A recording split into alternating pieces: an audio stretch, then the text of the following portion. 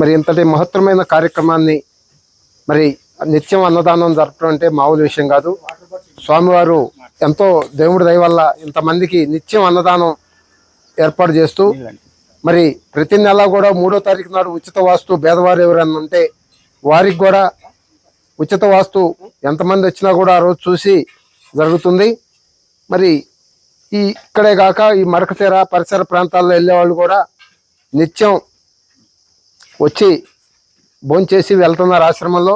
చాలా సంతోషం, ఆహ్లాదకరంగా ఉంది. మరి మాధవ సేవే మానవ సేవ, అన్ని దానాల్లో కంటే అన్నదానం గొప్పదని మరి చెప్పిన మహర్షులు చెప్పేవారు.